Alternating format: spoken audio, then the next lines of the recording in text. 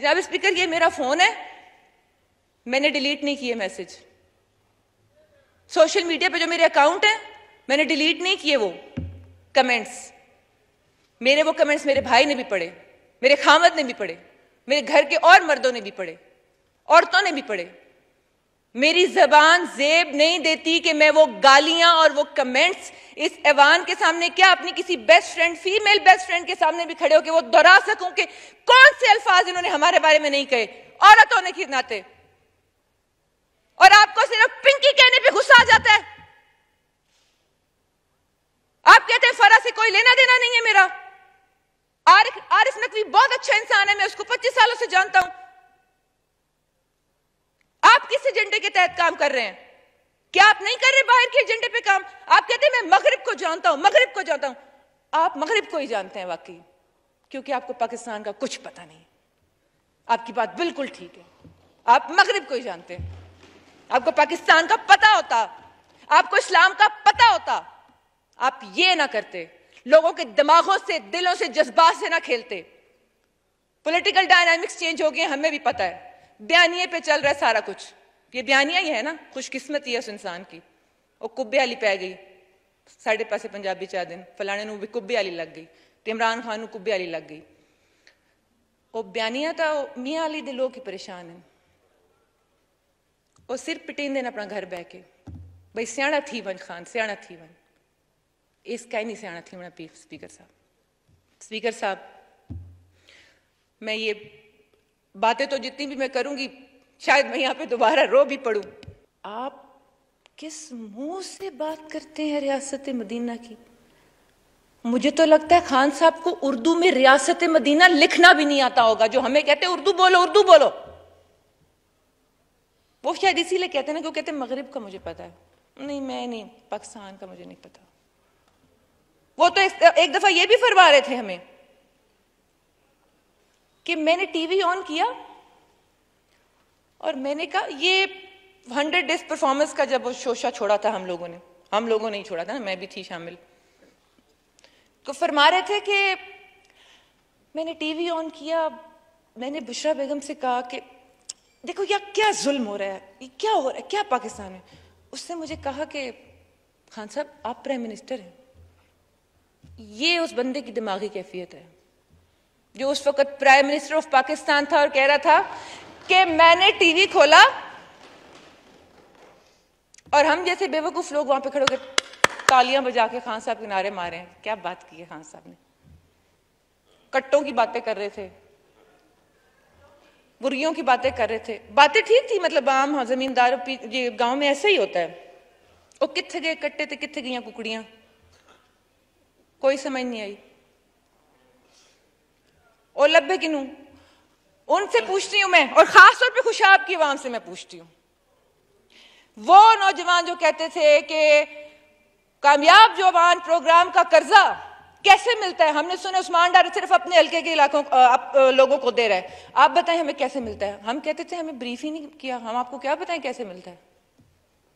एहसास प्रोग्राम कैसे मिलता है? अच्छा यकीन करें, बयानिया बनाने में तो कामयाब हो गए, लेकिन अल्लाह जिसको इज्जत दे, एहसास प्रोग्राम का उन्होंने नाम लिया, लोग आके कहते थे सन बेनजीर वाले कार्ड बना दो।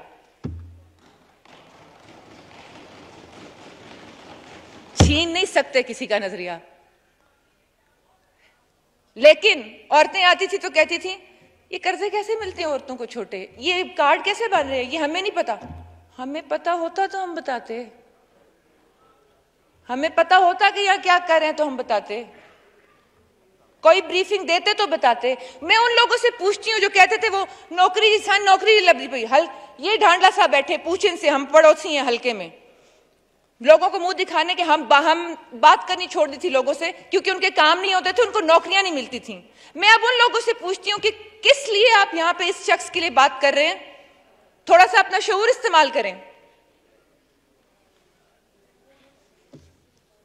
स्पीकर साहब आपकी तवज्जो, बस बात खत्म कर रही हूं। बातें तो इतनी हैं कि कुछ शायद किसी वो लग रहे होंगे कि पता नहीं कुछ मज़ाहिया गुफ्तगू भी बीच में हो ही रही है, लेकिन वो बेसिकली तो हमें हंसी आ रही है, लेकिन ये रोने का मकाम है। जिस तरह मीटिंग्स में हमें कहा जाता था जिस तरह से हमें बात की जाती थी, और अगर कोई बात करने का क्राइटेरिया क्या है, जो सबसे ज्यादा बुरा बोलेगा उसको मिनिस्टर बना दो, जिसको जितनी ज्यादा गाली आती है उसको अच्छे से अच्छे प्रोग्राम में भेज दो, जो सबसे वाहियात गुफ्तगू करेगा वो मेरा हार्ड हिटर है, यूं तालियां बजा के इसको भेजो, इसको भेजो। बात नहीं ना, मतलब बात कोई है ही नहीं, को करने वाली बात। टूरिज्म टूरिज्म टूरिज्म किधर गई? पीट पीट के तो मैं थक गई। वो दरख्त लगा दें थल में, जब वो वजीर जंगलात वो सत्तान खान साहब थे, 4 बार उनसे मिली, मैंने कहा थल में लगा दें, हमें हमारे भूल जाएंगे किसान, हम सारे पूरी हीट वेव आती है, हम हशर हो जाते हैं हमारा गर्मियों में, और जेठ हाड़ जो पंजाबी के महीने हमारे होते हैं, वही पंजाबी स्पीकिंग हूँ तो मुंह से वही महीने निकल आते हैं। तो मैं वो क्या कहते हैं ना, मियाँ अली दे लोग ए वजह गवार्ड मिल गया, मैं खुशाब रानी हूँ, ओ मियाँ अली दे लोग याद है, ये अपने लोगों को ऑन नहीं करते, वहां जाके कहते मियाँ वाली के लोगों, और ये नहीं भाई मैं अपने घर आया बैठा हूं, मेरे अपने लोगों, ये भी नहीं पता मियाँ वाली के लोगों। और मियाँ अली आदे पे भाई अज सजड़ा वसदा है गैरा कोल, जिदा मान वधाया मैं माही, तेकू हर कोई झिड़का देंदा है, तेकू गल न लाया मैं माही। ओ मियाँ अली दे लोग पिटेंदे पैन, आज पेंसन तो मुंह विखावण जोगे ने छोड़िया, चलो मर्जी, क्या आख सकते हैं जनाब, मत दें देन।